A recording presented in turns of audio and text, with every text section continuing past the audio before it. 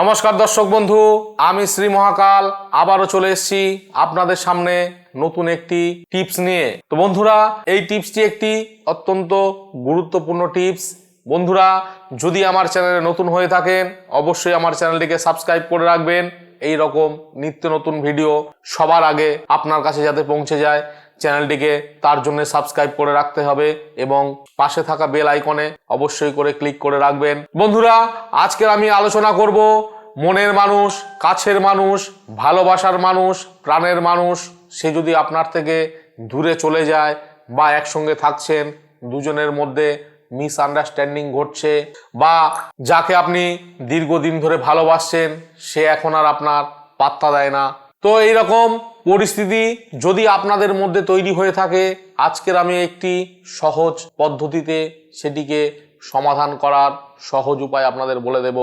যদি যেমন বলবো সেই রকম ভাবেই যদি আপনারা এই ক্রিয়াটি করতে পারেন, দীর্ঘদিনের দূরত্ব হয়ে যাওয়া ভালোবাসা আপনার কাছে অবশ্যই ধরা দেবে। বা আপনার স্ত্রী আপনার যদি সঙ্গে দূরত্ব তৈরি করে বা আপনার স্বামী আপনার থেকে দূরত্ব তৈরি করে বা আপনাদের ভালোবাসার মানুষ রাগ করে বাপের বাড়িতে চলে গেছে বা আপনার ভালোবাসার মানুষ রাগ করে অন্য কোথাও চলে গেছে, যদি আপনারা এই ক্রিয়াটি করতে পারেন তাহলে যেখানেই থাক, যে অবস্থাতেই থাক, আপনার কাছে ফিরে আসতে বাধ্য হবে।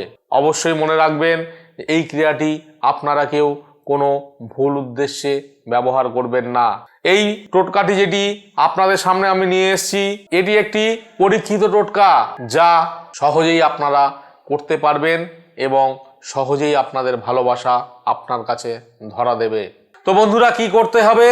যে কোনো বৃহস্পতিবারের দিন আপনাকে একটি নাগবেলের পাতা নিয়ে আসতে হবে। কি বললাম?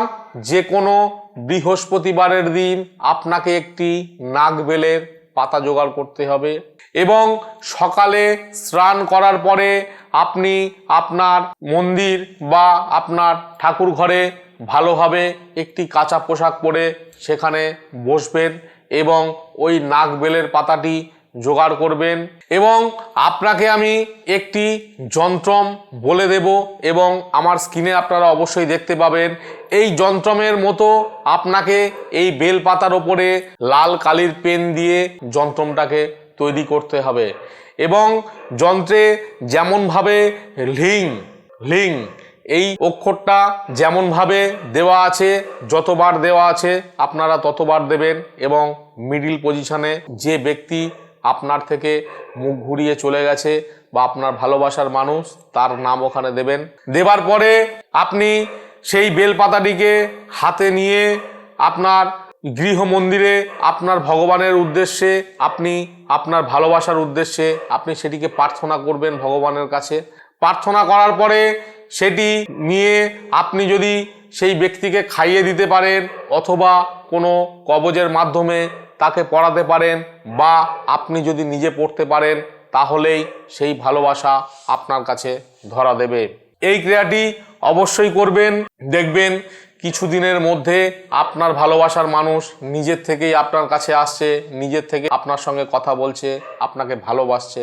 সামান্য একটি ঘরোয়া পদ্ধতিতে আপনি করে ফেলবেন কামিনী বশীকরণ। তো বন্ধুরা, স্ক্রিনে দেওয়া যন্ত্রটি অবশ্যই করে দেখে নেবেন, যেমনভাবে দেওয়া আছে সেই রকমভাবে আপনারা করবেন এবং যেমনভাবে বলে দিলাম সেই রকমভাবে পবিত্র হয়ে আপনার ঠাকুর ঘরে বসে যেমনভাবে বললাম সেই রকমভাবে নিজের মনস্কামনা জানিয়ে সেটিকে আপনি যেমনভাবে বললাম সেই রকমভাবে আপনি যদি ব্যবহার করতে পারেন, আপনার ভালোবাসার মানুষ আপনার কাছে অবশ্যই ফিরে আসবে।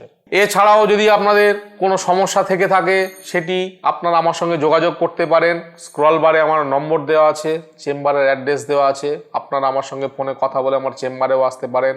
যে সমস্যা আপনারা দীর্ঘদিন ধরে সমস্যার সমাধান করতে পারছেন না, আসবেন, অবশ্যই সমাধান করার চেষ্টা করব। এবং যদি এই ভিডিও দেখে আপনি উপকৃত হন নিজের বন্ধু বান্ধবের মধ্যে শেয়ার করবেন। ভালো থাকবেন, সুস্থ থাকবেন, আবার পরবর্তী ভিডিওতে দেখা হবে। জয় শিব শম্ভু।